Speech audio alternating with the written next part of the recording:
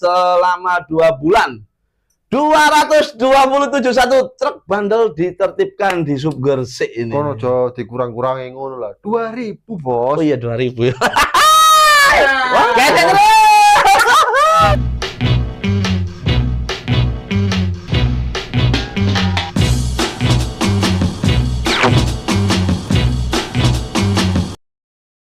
Assalamualaikum warahmatullahi wabarakatuh. Halo teman-teman, dulur PWI Gresik. Jumpa lagi bersama saya Pak Raden Dan saya Kakak Yoga. Nah, dalam beberapa menit ke depan kita akan membahas berita-berita yang paling viral, menohok, dan sensasional dalam acara Gesekan Gresik dalam sepekan, atau disingkat Gesek Terus. Gesek Terus.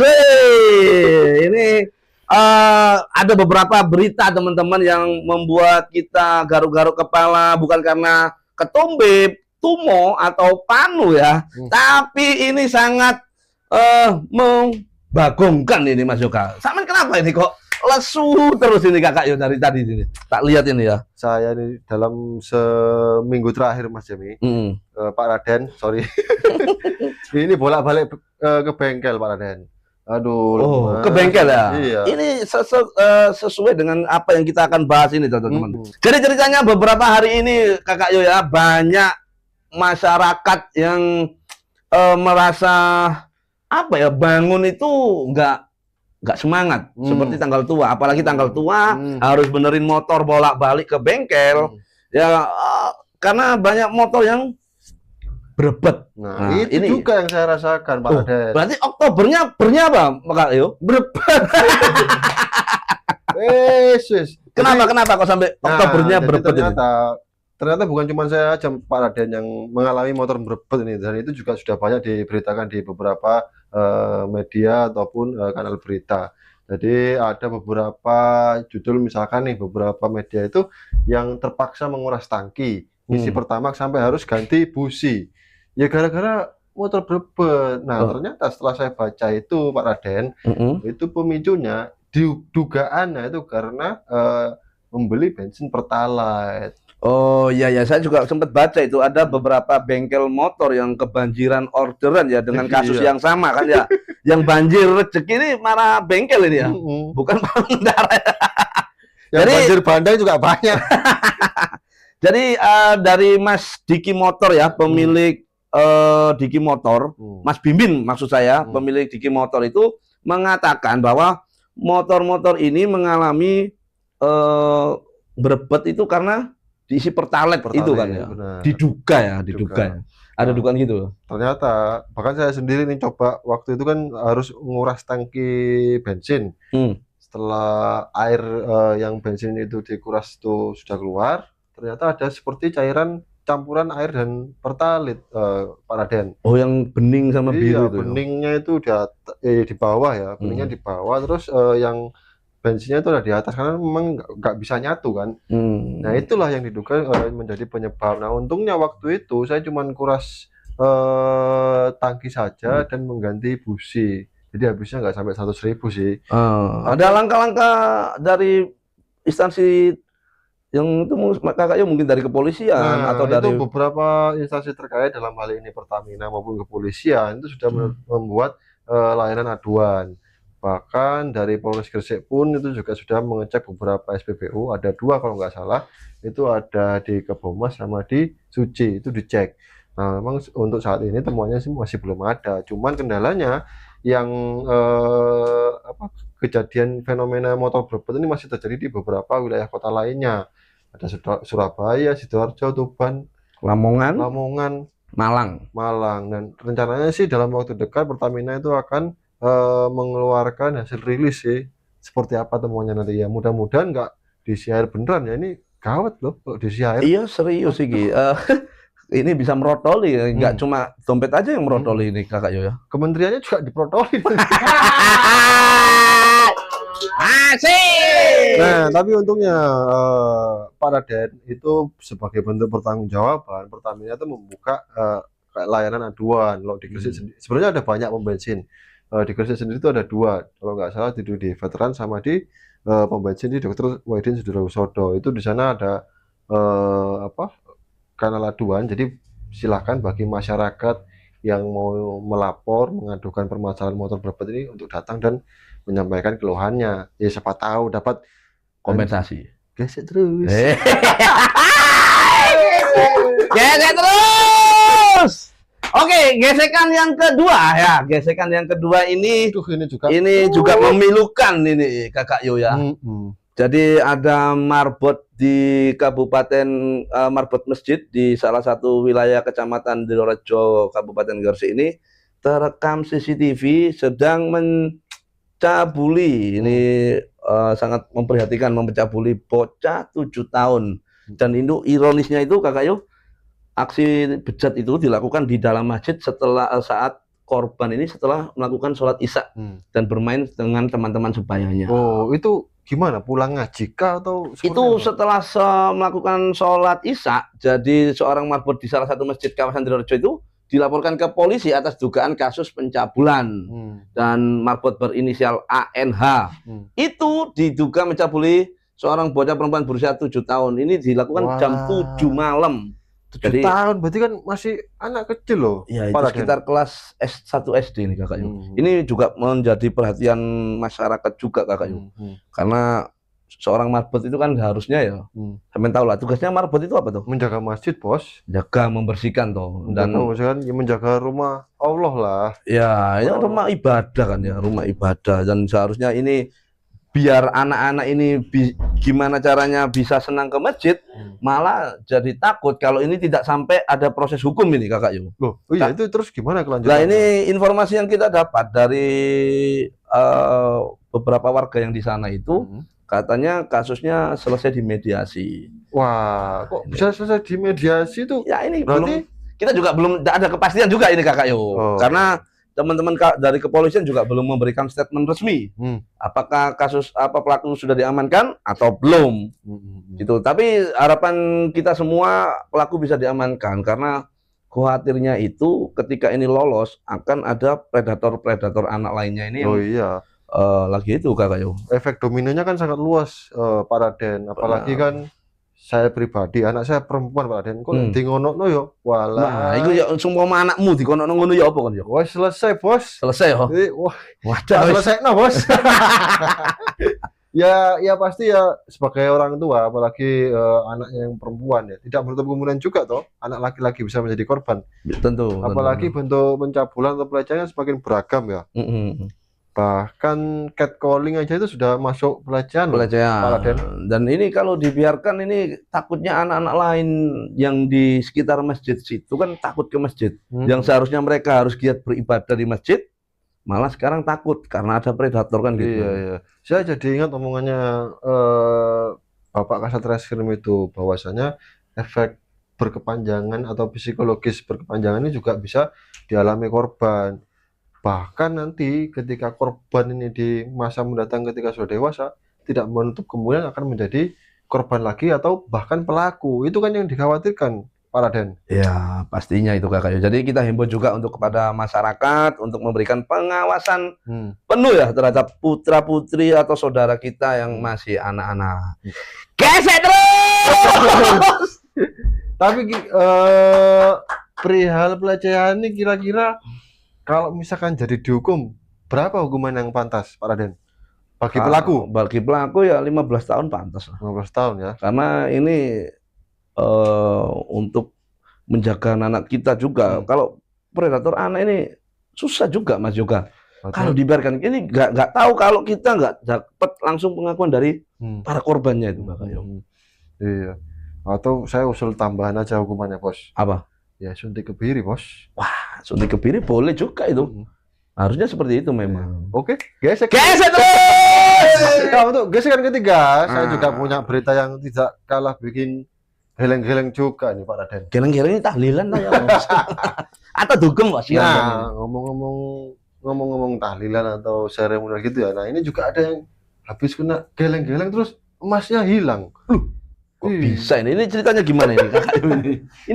Dan ini kejadiannya ini terjadi di Menganti. Oke. Ada seorang korban bernama Nurmia, sudah umur 59 tahun sih, sudah terhitung lansia ya.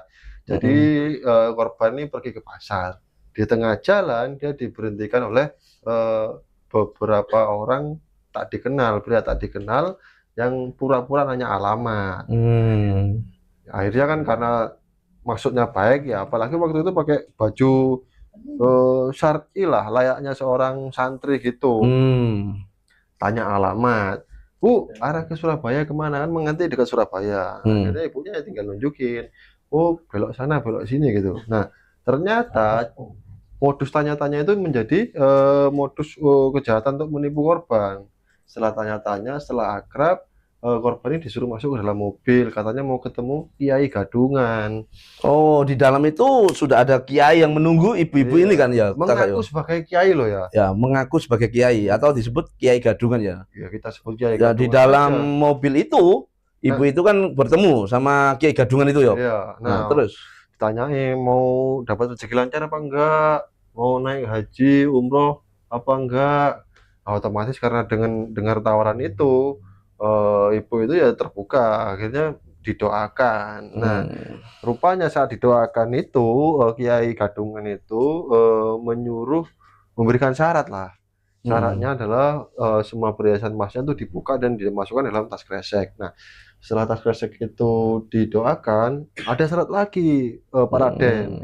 Jangan dibuka setelah sholat duhur. Nah, ternyata dengan modus membuka kalung, masukkan tas kresek tanpa diketahui korban, ini tas kreseknya ditukar. Oh, ini perlu waspada juga ini kakak yo. Memang saya juga baca soal itu kan. Terus Pak Kiai Gadungan itu juga berpesan kepada korban untuk mencuci perhiasan, untuk meyakinkan korban ya, biar nggak curiga, untuk mencuci perhiasan-perhiasan tersebut dengan banyu wudhu. Nah, setelah itu banyu wudhu itu diminum oleh korban lagi untuk meyakinkan korban. Ternyata yang diberikan itu kan kresek kosong. Iya, nah, ini kosong itu. Terbongkarnya seperti apa itu kakak? Nah, korban karena waktu di dalam mobil itu kan sudah terperdaya ya, jadi semi-semi gendam sih. Semi-semi gendam dengan memainkan psikologi korban. Karena iming-imingnya besar, akhirnya percaya kan, percaya dan menjalankan semua apa yang dikatakan Kiai Gadungan itu. Terus sampai rumah, buka tas kresek, kaget, kosong. Hilang bos. Nah, itu kalau nggak salah berapa ya? Totalnya sekitar 55 juta. Walah. Itu ada emas, ada gelang, kalung, anting-anting dan cincin kalau nggak salah, dan uang 100.000 untuk membungkus perhiasan. Dan ini perlu kita waspadai juga nih kakak. Untuk teman-teman PWI Gresik mungkin yang memakai perhiasan ini, ada himbauan mungkin kakak yo. Nah, saya perhiasannya cuma jam bos. Jam aja. Nah, kayak ini mahal ini kakak yo. Ini kayu gitu, mahal ini. Wah. Ada doanya juga. Ini kita doain lah. Enggak, paling enggak. Jadi gini, kalau ketika beraktivitas di tempat umum, minimal menggunakan perhiasan atau aksesoris sewajarnya lah ya. Sewajarnya, jangan mencolok lah ya. Jangan mencolok. Karena bisa memancing para bandit ataupun pelaku untuk berbuat kriminal.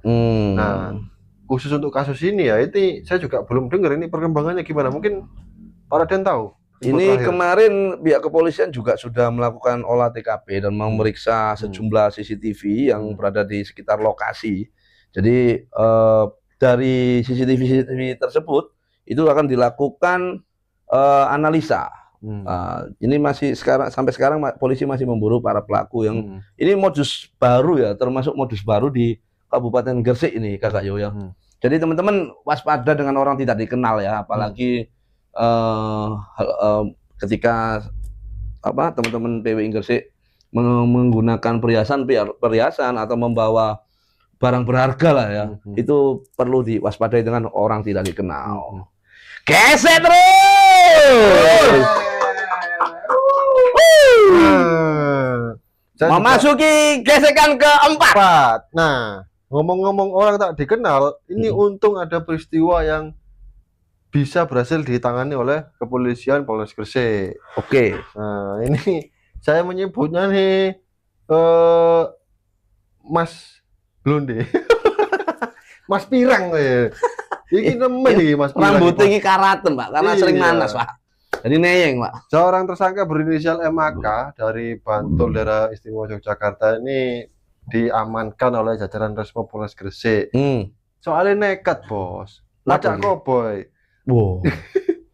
Jadi pada sekitar hari Senin kemarin, sekitar jam 12 siang, si Mas Pirang ini berpura-pura menjadi pelanggan sebuah minimarket di kawasan Kedanyang.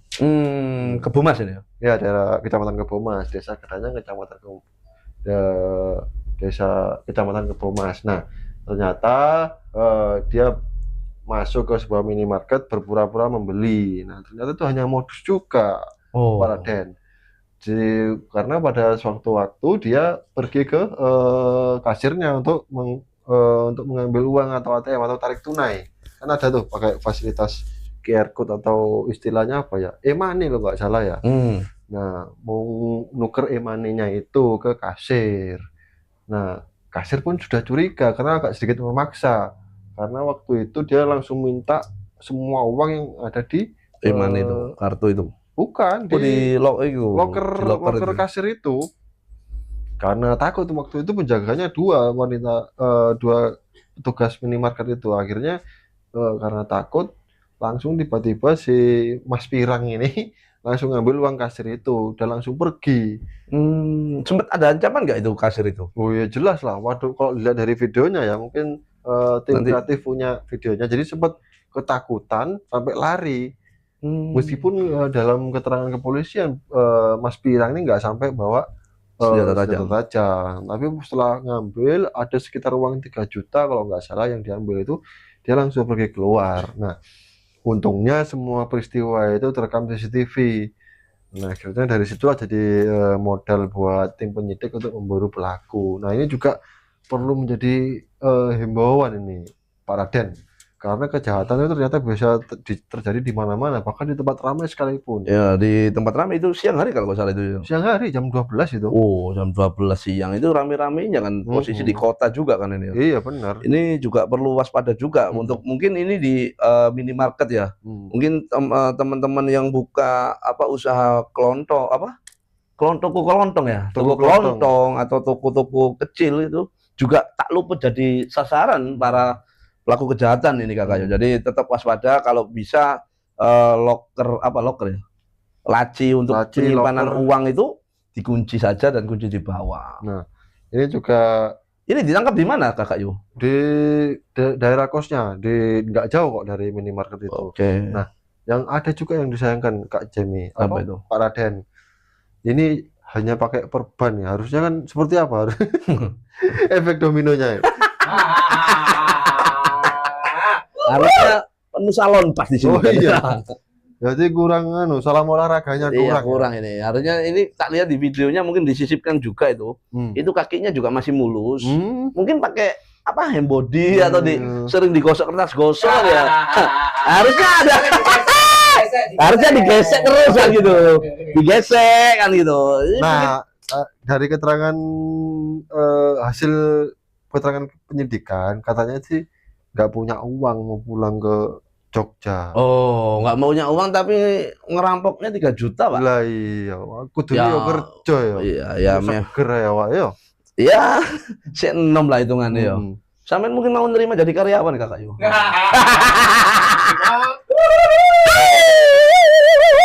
Modelan nih kalau gini sih mangani bayari bisa.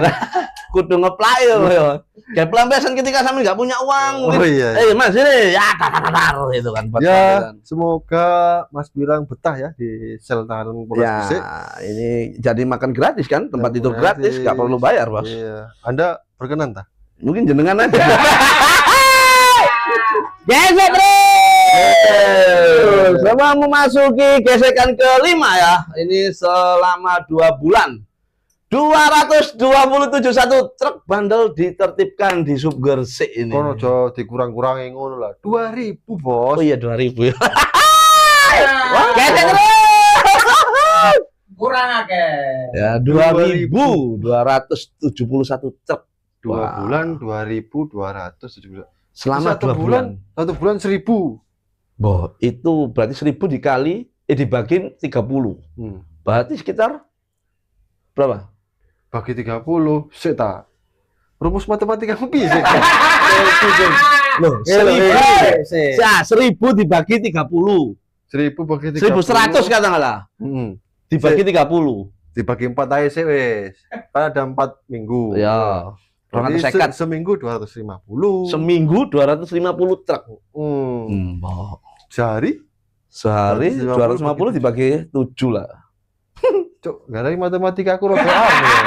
Aku nek soal pembagian dan pengurangan itu rada lemah nek di perkalian ngono rada cepet, penambahan cepet. Tapi nek pengalian apa pembagian dan pengurangan itu aku rada susah gitu. Makanya saya bantu. Berarti seminggu 250, berarti per hari taruhlah itu ada sekitar 30 truk lah. Ya. Benar nggak? Berarti kan ini kan memang pemerintah Kabupaten Gresik melalui Disub Gresik ini lagi menerapkan jam operasional karena kan banyak kecelakaan toh. Kecelakaan terus mengganggu lalu lintas ketika jam-jam padat Kakak Yo. Iya, terutama jam pagi waktu berangkat jam aktivitas lah ya, jam sekolah atau kerja.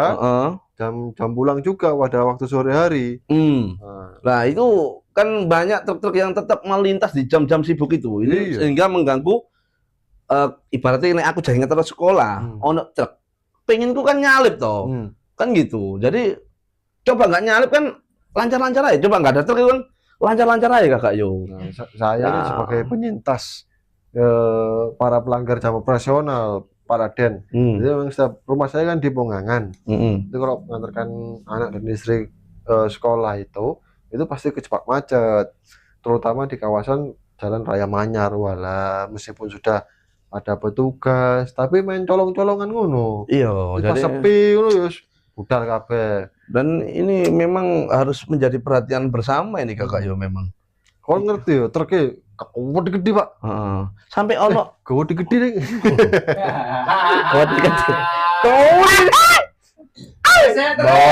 Bawa kontainer, bawa kayu. Nah, ini blok itu banyaknya truk bandel ini Kakak Yo. Banyak truk-truk yang nekat nerobos jam operasional, bahkan di masyarakat ini sampai membuat lagu itu. Mungkin nanti diputarkan lagunya itu ada kalau itu. Wah, mana enggak ada. Nanti itu sempat viral juga itu. Mungkin nanti teman-teman dimasukkan videonya itu. Waduh, enggak ada. Meski ada 9 jalan, jangan berharap aman. Semuanya ini jalan, isinya dump truck semua. Alamak, inikah kota Puda? Jika ada 1000 jalan. Nah, ini untuk teman-teman PWI Gresik dan mungkin pengusaha-pengusaha angkutan ya, mungkin bisa lah itu hanya cukup jam 6 kan ya. Jam berapa itu jam operasional itu? Jam 6 sampai jam 8. Nah, itu berhenti terus dulu. Jam 16 sampai kalau sore harinya 16 sampai 18. Pokoknya sekitar itulah. Detailnya nanti bisa lah cek di Google. Ya, jadi memang kesusu. Apa kesusu ya? Terburu-buru. Tertengen. Jadi kalau terburu-buru ya berangkat kemarin kan gitu. Waduh, keisuan malah. Nggak, tapi gimana upaya-upaya dari instansi terkait baik itu Disub maupun Satlantas Polres Gresik? Jadi instansi terkait Pak Disub dan Satlantas ini selama ini kan sudah bekerja sama atau sinergitas ya Mas Kakak Yo. Jadi mereka ini juga sudah melakukan penyekatan, terus melakukan apa lagi? Upaya-upaya lah ya untuk adakan rekayasa lalu lintas, termasuk ada truk ketika melanggar jam operasional itu disuruh parkir dulu. Untuk mengantisipasi itu, Kakak Yo. Nah, itu juga yang jadi bahaya kalau misalkan ini ada kendala. Kayak kemarin tuh di Manyar itu, jadi ada truk yang nekat belok. Truk tronton nekat belok, bawa muatan kontainer. Lepas, Pak, ucul, Pak. Iki apa? Ndasi sama kontainernya. Itu macet, Bos, makan separuh jalan. Oh ya, yang kemarin itu ya. Belum lagi kalau ada kecelakaan makan korban, dan kebanyakan itu korbannya tuh masih usia produktif, anak sekolah, pekerja muda. Jadi memang harus dimaklumin juga ini kakak. Kita juga harus memberikan wawasan juga bahwa di Gresik ini tidak bisa lepas dari kendaraan-kendaraan besar atau kendaraan-kendaraan angkutan umum, karena bagaimanapun kendaraan-kendaraan angkutan umum ini juga mendongkrak perekonomian yang ada di Kabupaten Gresik. Kan kawasan industri ya. Karena memang kawasan industri. Kalau memang nggak pengen ada truk, banyak truk kakak Yu, ya tinggalnya di Surabaya kota pak. Surabaya pun ada di pinggiran, contohnya di Jalan Kalianak, Margomulyo dan Jalan Mastrip, itu juga banyak truk-truk besar. Dan kebetulan rumah mertua ini kan ada di Jalan Mastrip, banyak itu truk-truk besar. Jadi memang tidak bisa lepas dari truk-truk besar itu. Bagaimanapun kita protes itu juga susah nanti. Ketika truk-truk ini nggak bisa beroperasional, perekonomian di wilayah ini juga akan sulit kakak Yu. Tapi kalau nggak salah sebulan yang lalu itu sempat ada MOU antara pengusaha-pengusaha itu terkait dan pengusaha angkutan. Semoga MOU itu tetap bisa terlaksana dan berjalan dengan efektif efisien ya. Semoga ini menjadi titik temu yang menjadi membuat kebaikan bersama lah masyarakat atau pengusaha truk atau supir truk. Ini bisa menemukan titik temu yang baik untuk semua. Oke, itu tadi 5 gesekan yang terjadi dalam sepekan di Kabupaten Gresik ya. Berita-berita paling viral, menohok dan sensasional yang dikemas dalam Gresik dalam sepekan. Gesekan gesek terus. Dan semoga ini bermanfaat bagi semua teman-teman, dan semoga bisa memberikan informasi yang menginspirasi dan menjadikan kita pembelajaran bersama ya kakak Yo. Ada pesan mungkin dari untuk teman-teman? Oh iya, jangan lupa follow, subscribe dan share video-video ini ya, konten-konten dari BWI Gresik, dan untuk cambuk untuk kita atau semangat untuk kita untuk membuat video-video mana yang menghasilkan gesekan. Iya. Ya gitulah ya teman-teman, semoga bermanfaat. Jazakumullah khairan katsiran kabira walhamdulillah katsiran subhanallah wa bihamdihi. Assalamualaikum warahmatullahi wabarakatuh. Bye bye.